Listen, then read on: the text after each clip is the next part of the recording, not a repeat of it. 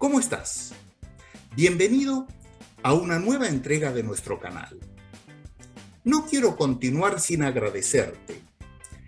Al momento de grabar este video, el canal tiene 8.347 visitas y el crecimiento es permanente. Gracias por estar y difundir. Entrevistar al invitado de hoy tiene un valor muy especial para mí.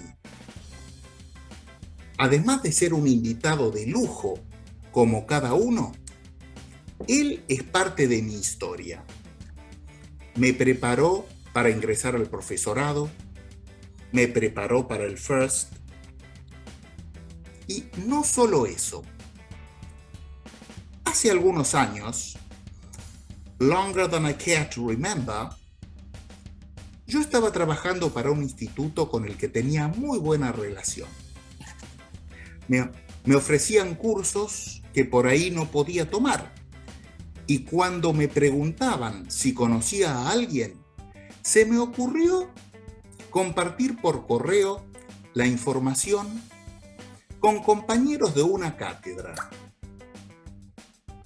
El profesor de esa cátedra era nuestro invitado de hoy, a quien ya hemos nombrado varias veces, como no puede ser de otra manera. Te presento al profesor Gustavo Paz, que ya lo debemos estar viendo. ¿Cómo estás, Gustavo? Hola, Carlos, gracias por la invitación. No. Y tantos recuerdos y tantos años, ¿no? Ha visto tantos, y ya si vemos las fotos de aquella época, ahí se va a notar que hemos cambiado porque ahora, tantos años después, estamos mucho más jóvenes. Claro. Y seguro. Claro, eso seguro. Eso seguro.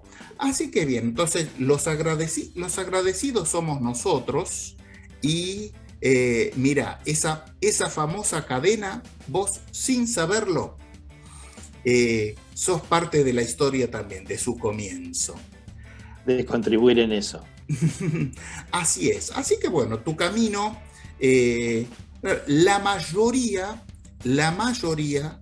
de quienes nos están viendo están familiarizados con tu trayectoria. Traductor público recibido en UBA, vamos a hacer memoria, profesor recibido en el Joaquín B. González. Tal cual, en el Joaquín B. González, el Joaquín es para nosotros, así es, en el Instituto Superior de Profesorado, Dr. Joaquín Víctor González. Así es. Licenciado en Educación de la Universidad de Quilmes. Muy bien. Contanos. Sí, dale. No, y un posgrado en la Universidad de Reading, en Inglaterra, en UK. En UK. Y como si esto fuera poco, en programación neurolingüística. Sí, que eso lo mencionaron cuando la entrevistaron a Laura Schmutz, y que junto con Jamie Duncan, cuando comenzamos, yo fui parte del primer grupo que llegó a tener el Master Practitioner después de 5 años de estudiar con ellos. Mirá vos. En programación neurolingüística. Mirá vos. Y bueno, después ha llegado tu primera cátedra, fue geografía. Tal cual. Sí. En el 91. En el 91. Mirá vos. Yo me recibí en el 90 y en el 90 mismo di el curso de consolidación anual. 91 tomé geografía y 92 la cátedra en ese momento se llamaba Método 1. Sí. Y que ahora cuando me fui se llamaba Didáctica Específica 1 y Trabajo de Campo 3. Qué interesante es eso de decir de cómo cambió de Método 1 a Didáctica Específica, ¿no? Bien. O sea, cómo cambia, eso no es porque sí, sino que tiene que ver con un diferente enfoque en lo que era la enseñanza, de lo que era en ese momento metodología y hoy didáctica específica, ¿no? Bien. O sea, como se llamaba Método 1 y se basaba en dar al docente ya algún producto construido y evaluado por los expertos para que lo aplicara en las aulas, ¿no? Así es. En todo, totalmente lo contrario de lo que era eso, en donde cada docente ahora tiene que tomar a su aula y a sus alumnos para que juntos experimenten y sea un laboratorio que produzca, o sea, que teoricen sobre su propia práctica, ¿no? O sea, totalmente al revés de lo que era antes. Pero Sí, bueno, sí. me ibas a decir algo, yo te No, interrumpí no, no, con no, todo no. esto. Me parece muy bien la idea. La idea es que hable el invitado, pero eh, en relación con el nombre de la materia, así como decíamos que el Instituto Joaquín B. González era el Joaquín para, para nosotros en la calle, la materia se llamaba metodología de la enseñanza, no, o metodología y observación. Y observación, porque la Y segunda era y práctica. claro, y en la jerga le decíamos método 1 y Claro, método 2. Así que, bien, en la actualidad el nombre es diferente y no solo eso, sino que el nombre obedece a un cambio de miradas. Eh, claro, es lo que te estaba explicando, ¿no? O sea, ya te dejo seguir. no, no, yo te decía que del enfoque que tenía cuando la cursaste vos, cuando la cursé yo, Sí, donde lo que te enseñaban era poner en práctica un determinado método. El método era lo que te iba, la herramienta que te iba a dar a vos la posibilidad de que tus alumnos entendieran. O sea, vos tenías un método que se basaba en una teoría lingüística, en una teoría de aprendizaje y en una teoría de enseñanza. Entonces, teniendo en cuenta esos tres aspectos, vos ibas al aula y desarrollabas, o sea, seguías diferentes pasos, los mismos pasos que te habían enseñado en la cátedra, y si no había un problema y el alumno no aprendía, el alumno, claro. indudablemente. O sea, todo eso cambió, por suerte, ¿no? Para nuestros alumnos, porque para nosotros también era tan aburrido, o sea, aprender qué teníamos que hacer cuando entrábamos, qué teníamos que decir, cuándo teníamos que apretar el botón en ese momento grabador, Sí, cuándo teníamos que hacerlos repetir a los alumnos. O sea, estoy pensando en un audiolingualism, ¿no? O claro. sea, como método, donde, bueno, el lenguaje era una determinada cantidad de estructuras que se iban aprendiendo y se podían graduar de la menos difícil a la más difícil, y las ibas enseñando una por una, teniendo en cuenta una teoría de aprendizaje como era el conductismo. Y Sí, entonces que la teoría de enseñanza era audiolingualism. Entonces vos ibas y hacías determinadas cosas que te había dado el profesor de método para que desarrolles y hagas dentro del aula, y te daban el éxito asegurado. Todo eso claro. fue cambiando, por suerte, ¿no? Sí, sí, por favor. Y Lo además, que, perdón, contame. pero lo que sí no cambió, o sea, era hasta hace poco, ¿no? Hasta hace unos años. Lo que no había cambiado era esta necesidad de tener el método como varita mágica, ¿no? O sea, íbamos cambiando los diferentes métodos. Así teníamos, no sé, grammar translation, Te iba a preguntar eso. audiolingualism, communicative language teaching, communicative language learning, direct method, lexical approach, silent way, suggestopedia, task-based learning, total physical response. Teníamos millones, pero cada vez que venía uno nuevo era como, sí es el método, Claro, seguilo porque te da el éxito asegurado.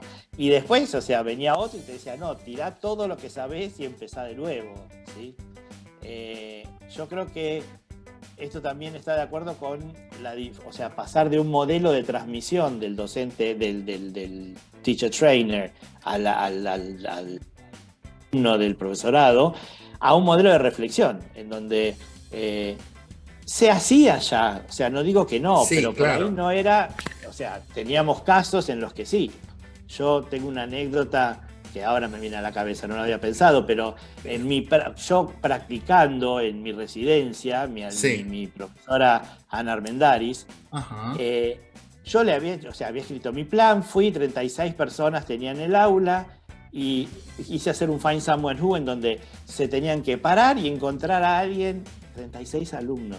Fue un caos total. Entonces, cuando terminó, yo le digo, Ana, ¿por qué no me dijiste que Dice, porque si no, no me ibas a creer, vos tenías que experimentar esto. O sea, ahora yo te digo, en vez de los 36, hace que se paren 18 y busquen a los otros 18 sentados. O sea, me dio las técnicas, pero me hizo experimentar a mí sí, primero esto, ¿no? Que me pareció fabuloso, y con los años digo, qué inteligencia la de esta mujer sí. que hacía, bueno, o sea, 22 ascriptos tenía, era una cosa de locos.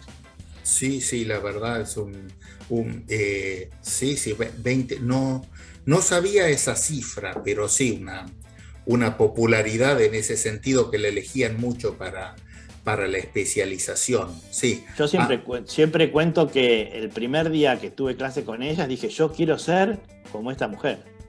O ajá, sea, ahí me despertó, o sea, y nunca más me fui a esa cátedra hasta que me echó porque me dijo, basta de seguir viniendo, si tenés tu cátedra, y yo seguía haciendo la de ella. Pero claro. bueno, o Sí, sí, sea, era... sí, cuesta cortar el cordón umbilical con ese colega que has admirado. Claro, claro, es que yo seguía aprendiendo, o sea, no, no era Sí, que... sí, sí, tal cual.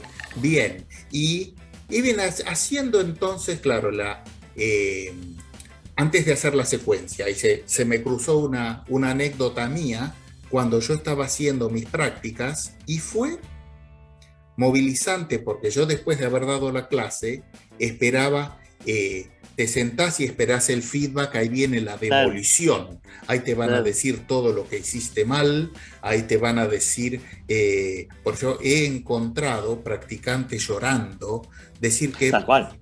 que por poco no me dijo que me dedicara a otra cosa. Y había Y gente que se lo decía, que le claro, decía, no claro, pensaste en dedicarte a otra cosa. claro, pero mira, mira que destructivo, ¿no? A mí, yo estaba a la espera de eso y la profesora Lina Casuselli sienta y me dice, bueno, pensa en toda la clase que diste. Si la fueras a dar otra vez, ¿qué cosa cambiarías? Sí, a eso también, o sea, iba yo, ¿no? O sea, Sí, en mi rol de... O sea, sentar al alumno y decir, bueno, a ver, ¿cómo te sentiste vos con la clase? O sea, ¿qué te pareció sí, antes de empezar a dar el feedback? O sea, sí, ver cuál fue la sensación del alumno del profesorado, ¿no? O sea, que está pasando por ese trance que sí, es sí, sí. Sentirse, claro, evaluado. sentirse Sino, apoyado, ¿no? Claro. claro, exacto. Y yo te doy una anécdota de la observación que yo estaba dando clases en empresas, una época cuando, mientras cursaba y tenía que ir a observar a colegios, y fui un día saliendo de una empresa, vos también has hecho el trabajo de empresa, Sí, sí. camisa, corbata, saco, portafolio. Me acuerdo, iba con un sobre todo, yo tenía barba y así sacando pecho, ¿no? Un aplomo, cáscara, ¿no? Pero aplomo al fin, para quien no me conocía, y me siento y a observar una clase por barracas. Y me recibe muy bien la profesora a cargo del curso, estaba la practicante, me saluda y entre risas, sonrisas, hablando en voz baja atrás. Y la chica después confesó que creyó, mira vos, esas cosas a mí también me han pasado, que creyó que yo era un supervisor Claro. y tembló como una hoja. Así que así que bien, entonces esta es la era porque los métodos que han primado, el primero de todo fue el grammar translation, ¿no? Lectura y traducción, coincidía en eso y nada más que eso. Sí, seguro, o sea, pero cada enfoque y cada método tuvo que ver con el contexto en el que se desarrolló y las Sí, necesidades del momento, ¿no? exacto, O sea, claro. estoy pensando pues, justamente en lo que vos decís, en el Grammar Translation, o sea, y que era en realidad, o sea, una manera de conservar los clásicos que estaban escritos en un idioma que si no se perdía. Entonces, Claro, por eso de cada método, cada enfoque es, o sea, es una respuesta a la necesidad del momento en el cual surge. claro. Después vino, claro, con el estructuralismo surgió el audiolingualism, que Sí, contanos eso. no, sí, sí, a lo que iba es a que por eso Sí, cada uno tiene su teoría del lenguaje, o sea, cómo considera el lenguaje, cómo considera el aprendizaje, tiene que ver con psicología, y de ahí surge cada uno de los métodos. Ahora, no sé si tiene sentido seguir método por método, pero pero bien, lo que vos decís, el audiolingualism en realidad, lo bueno de eso fue que era, yo creo que fue el último método recontra completo, porque ajá, tenía una base de estructuralista en la parte lingüística, que sí, es indudable, está bien, errónea hoy lo podemos decir, pero en ese momento tenía una teoría de aprendizaje que tenía que ver con la psicología y era el conductismo, con Skinner a la cabeza, y entonces sí tenía una teoría de enseñanza que estaba basada en estas dos, que era el audiolingualism. De ahí en más es como que, no sé si todos los métodos o los enfoques tienen estos tres elementos, y tampoco serían tan importantes. El método más conocido es el que superó a todos los demás, fue el método comunicativo. Ahora, hoy en día, si vos decís, ¿qué es el método comunicativo? Es enseñar una lengua para comunicarse. Y si no lo enseñás para comunicarse, ¿para qué le enseñás? Entonces, esa era mi objeción. Qué bueno que lo entonces dijiste. No tiene, claro, es que no tiene, sentido seguir con esto de método comunicativo. Por eso yo creo que... Enfoque comunicativo, claro. Enfoque comunicativo. Bien. Yo creo que por esto lo importante hoy en día es ir más allá de los métodos. Por eso con la era post-método, la pedagogía post-método, lo que se hace es decir, bueno, tomemos de los métodos lo que nos sirve y lo que no nos sirve, lo dejamos de lado, pero de cualquier método.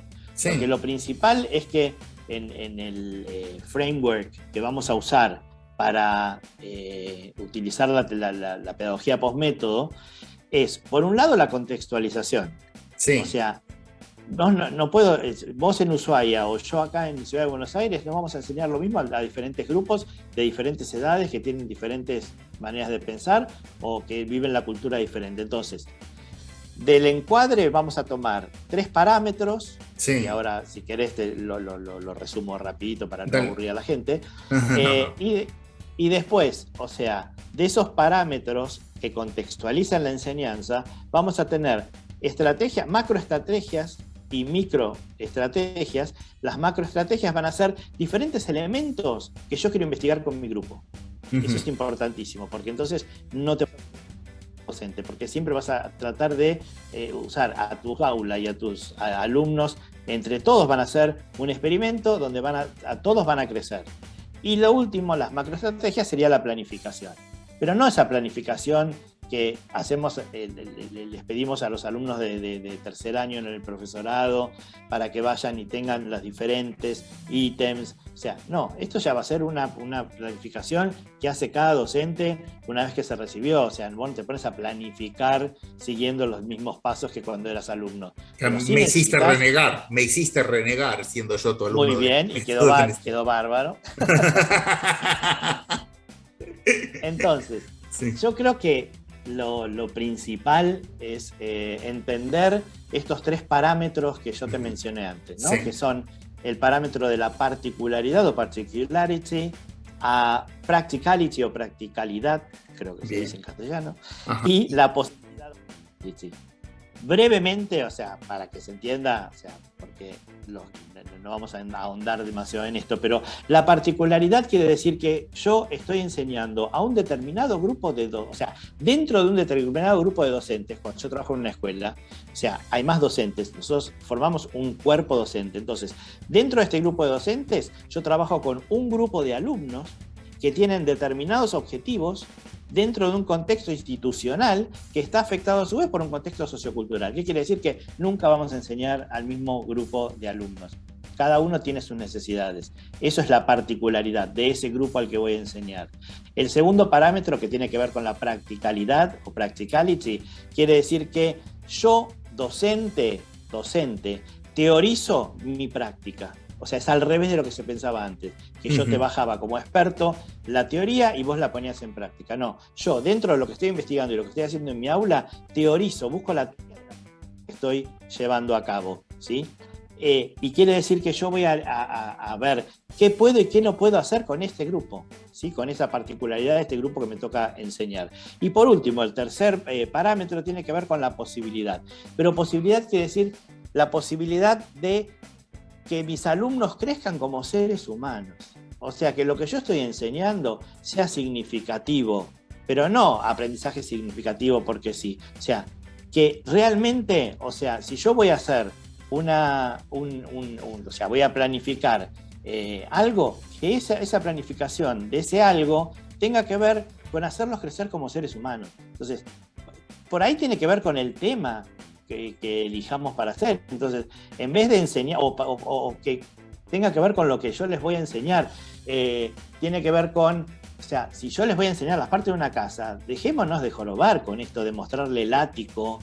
Que nosotros, ¿cuántas casas donde tienen áticos de nuestros alumnos hoy?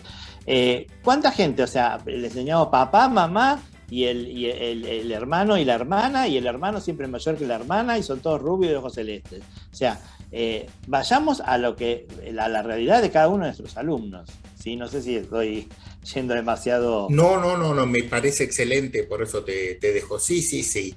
Porque bueno, eso me hace encontrar, imagino la gente que nos está escuchando también, me hace encontrar con muchos lugares propios. Acá ya hay una anécdota que cuenta Oriel Villagarcía, que contaba que cuando él era chico, el padre quería que no sabía inglés, quería que él aprendiera inglés. Entonces mi papá me quería enseñar inglés y compró un libro de texto y entonces me agarraba y me decía, "This is a table", y me mostraba, estábamos en una mesa grande de casa y él, para que yo supiera que es table, me mostraba el dibujo del libro. Claro, sí, por eso te digo. Claro. Yo creo que lo importante también es saber qué es lo que queremos investigar, ¿no? En este sentido. Por eso hablé de macroestrategias. Si yo, por ejemplo, digo, bueno, yo quiero investigar, o sea, o lo que noto como problema, o problema entre comillas, sí. De decir, bueno, mis conflicto. Alumnos, sí, o digo, mis alumnos no tienen demasiadas oportunidades para poder expresarse en el aula.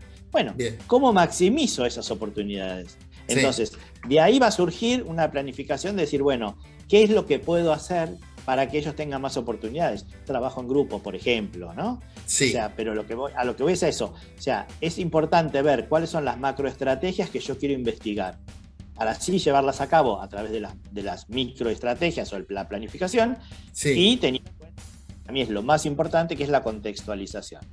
O sea, yo puedo estar trabajando en 2 escuelas, una privada y otra del Estado, con tercer año de secundario, y que tengan el mismo nivel de inglés, y sin embargo no voy a poder hacer lo mismo en los 2 grupos. Eso es lo que nos dio la idea de la era o de la pedagogía postmétodo, ¿no? Que se hizo muy difícil. Yo conozco, siempre te decían que había gente que era excelente aplicando audiolingualism, y cuando les vino el communicative approach, no sabían para dónde correr. Porque claro, una cosa es que vos sepas qué tenés que hacer, porque, o sea, por lo menos en mi caso, yo ya agarré el cambio, digamos. O sea, no puedo decir que es así. Pero igual los decían, o sea, entren, saluden, digan hello, my name is fulano de tal. En realidad lo que yo quería decir es, acá soy el docente, el mensaje que le mandaba a los alumnos. I'm the teacher of English, ¿sí? O sea, les quede claro, chicos. Y después decir, bueno, ahora vamos a escuchar un diálogo, a ver qué entienden. Y ponías el diálogo y después le decías, bueno, repeat after me. Y decías, hello, my name is Gustavo. Hello, my name is Gustavo. Hello, my name is Carlos. Hello, my name is Carlos. O sea, teníamos todo pautado de lo que había que hacer. Mucha gente aprendió. Sí. A mí me tocó una experiencia cuando estaba haciendo en Reading la diplomatura, invitaron a una persona que no me acuerdo qué idioma tenía, y nos dijeron, bueno, enseñales algo de tu idioma. Y el pobre pibe se la mandaron, o sea, lo mandaron a hacer como experimento. El tipo no era teacher of English tampoco, o sea, era de otra carrera. Pero la gente lo destruyó, porque para eso, o sea, lo mostraban para que mostráramos lo que había hecho. Y yo la verdad que dije, yo no lo voy a destrozar a este pobre hombre que vino acá, lo invitaron sin decirle para qué. Entonces yo lo que hice fue, dije, yo aprendí algo así, Muliwanshi, que se saludaba así, no sé ni qué idioma era. Pero el problema era que, claro, o sea, el pibe decía, bueno, repitan después de que yo. Ahora en pares. ¿En pares qué? Si nos enseñaste a decir como hello, how are you, nada más. Entonces, claro, ¿cómo vamos a repetir? Hello, how are you, hello, how are you. Entonces, a lo que voy es a que en realidad uno comete errores, pero en realidad no tiene por qué, o sea, no crecer con esos errores. O sea, por eso el error es parte del aprendizaje. Y eso me parece también muy importante, o sea, que la gente no piense que no se va a equivocar, como te dije con la experiencia que tuve con Ana. O sea, me salió un desastre el Find Someone Who, pero me sirvió para saber que nunca más los hago. A mis alumnos no les digo, háganlo por la duda. O sea, trato de no mandarlos al muere. Pero es interesante ponerte en esa posición, ¿no? De decir, bueno, voy a ver cómo te puedo ayudar. Por eso te digo que mi feedback después de ver una clase es, bueno, ¿cómo te sentiste? ¿Qué cambiarías? O sea, ¿qué te pasó? No decirle, mira, cuando vos dijiste eso, tendrías que haber dicho esto. O sea, no ir con la crítica, sino con, bueno, la reflexión, lo que decíamos antes. Claro, sí, no, casi yo recuerdo también cuando has sido mi coordinador porque además otra cosa que no dije en el currículum, claro, que vos me venías a ver, ¿viste? Bueno, yo, el tema que me vengan a observar aún hoy es una cosa que me genera miedo. Y claro, y después, claro, al principio que decía, bueno, a ver, claro, me tenías que decir que no me asustara, y después me acuerdo que hiciste el cambio. Por los primeros físicos, bueno, mira, corregí esto y esto otro. Después ahí cuando me observabas vos también, teniendo en cuenta lo observado, fuiste haciendo un cambio, y tus últimos feedback, bueno, a ver, ¿cómo te sentiste ahora con esto? Bueno, todos aprendemos, por eso digo, claro, todo es un aprendizaje. Me acuerdo de esas clases. Sí. En Billinghurst. Claro, exactamente. Pero sí, aún hoy, ya viste, llego cuando voy a recibir el feedback, digo, acá me van a demoler. Claro, no te pudieron sacar esa que está en tu cabeza. Exactamente, ¿no? Claro, aquí en Ushuaia, bueno, lo que nos pide el diseño curricular es bueno, el enfoque comunicativo. Mi objeción es la misma, o mi observación, no sé cómo decirlo, es lo que vos dijiste en un principio. Bueno, si no enseñamos para comunicar, ¿para qué estamos enseñando? Yo estuve en Ushuaia en Río Grande, estando allá hace varios años, justamente explicando todo esto de la pedagogía postmétodo. O sea que, y había muy buen nivel de profesores. Sí, lo hay. Pero bueno, por eso hay que ver después cómo se refleja en cada diseño curricular, pero digo que... O sea, claro, sí, yo no iba a hablar mal del diseño, al contrario. Te iba a decir eso. Hay una palabra que no me gusta usar, que es muy aparatosa, que es la apoyatura, que dicen por apoyo, pero sí la hay desde la supervisión hasta, no me sale el nombre ahora, pero sí, también había como una coordinación de primaria y secundaria, que después la quisieron sacar, donde era un apoyo muy importante. Te venían a observar, ahí te daban muy buen feedback, te ayudaban. Vos podías ir cuando querías a la oficina, que te daban café, te escuchaban, y después te decían, bueno, mira, a ver si estamos hablando de games, te decía la coordinadora, bueno, pero mira, fíjate, llévate este libro, y te lo regalaban. Así que es una cosa que lástima que se haya perdido. No, mi concepto es excelente. A lo que voy, claro, así que del enfoque comunicativo, al dar el nombre, hago la misma observación que vos. Si no estamos enseñando para comunicar, aún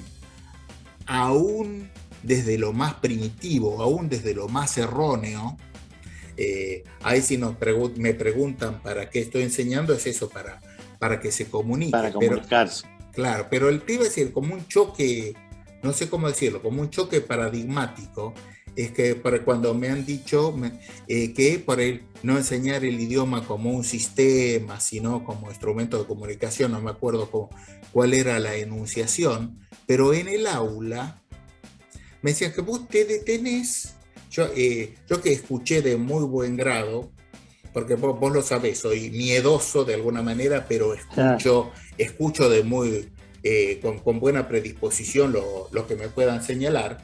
Y muy auditivo. Sí. Y muy auditivo.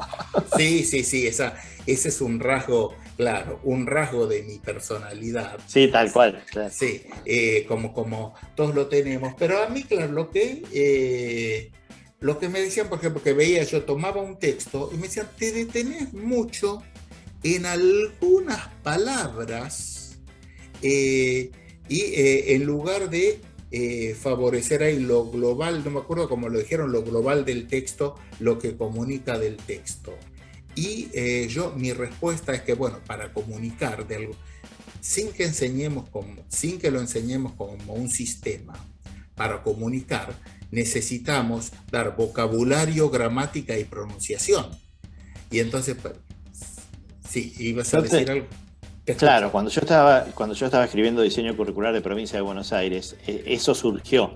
O sea, porque la gente de literatura, bueno, de español, decía, bueno, se llama prácticas, o sea, es prácticas del lenguaje. Sí. Provincia de Buenos Aires. Ahora, me decían, ¿por qué no podemos hacer prácticas del lenguaje con el inglés? Y mi respuesta era porque el inglés también lo tienen que aprender. O sea, las prácticas del lenguaje son porque ya lo traen puesto. Pero yo necesito, porque, o sea, hablaban de incluir o no gramática. Sí. ¿Cómo no voy a incluir gramática si ellos tienen que aprender el idioma? O sea, tienen que aprender la lengua, además de practicarla. Entonces, bueno, eso viene a lo que vos decís, ¿no?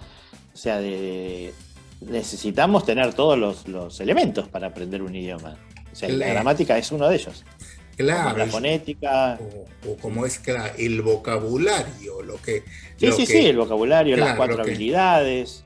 Sí. Tal cual. Y entonces, porque yo trabajo mucho sacando lo mejor de cada método. Por ejemplo, como decías vos, una cosa que me gustó, un concepto que es la transparencia.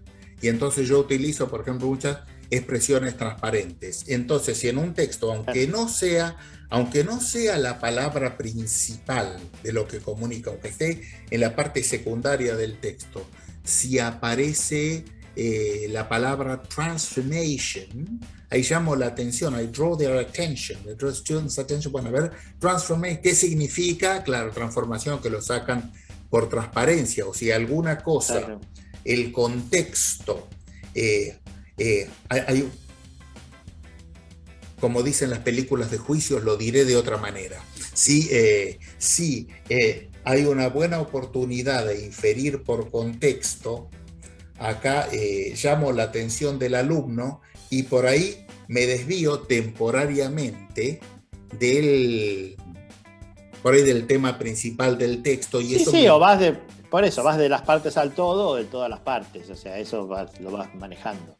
Exactamente. Bien, mira cuánto hay para decir, cuánto tenemos para matar a la gente con todas estas cosas. Pero bien, ya como... cada vez se hace más difícil, porque tenés que saber cada vez más.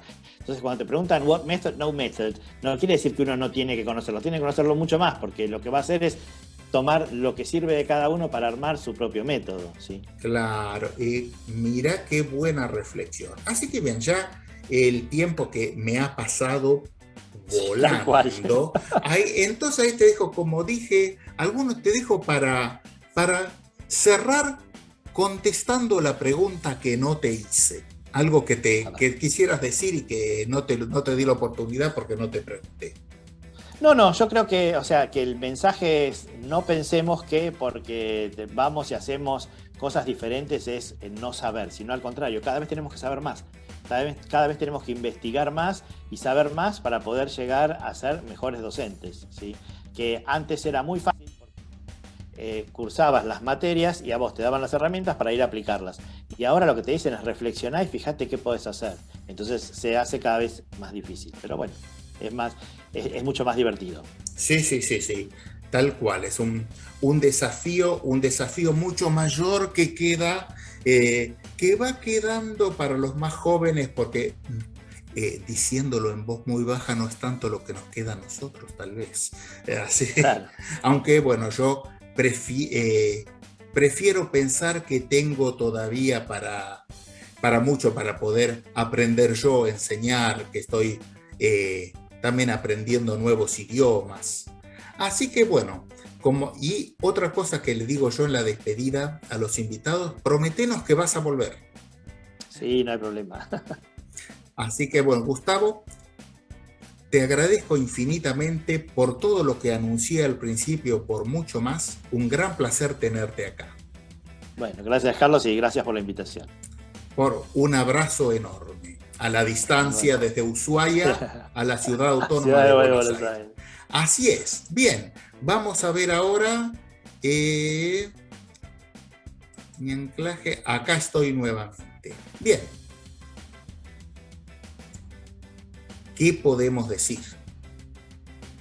Me dejó, mira, 4 segundos de silencio hice, y realmente dejarme a mí en silencio no es algo fácil, y nuestro invitado lo logró. Como digo habitualmente en los cierres, ojalá que hayas disfrutado de este encuentro tanto como yo. Estoy segurísimo. Y en cuanto a lo que te dije de las cadenas, cumplí que te decía que algún día te iba a contar cómo surgieron. Ya en algún momento voy a traer a la profesora del instituto, a la directora del instituto al que hago alusión, y a la profesora que acuñó la expresión que después se hizo famosa, la cadena de Carlos Oviedo. Bien, por último, quedas invitado a recomendar estos videos, ponerles tu like, suscribirte al canal.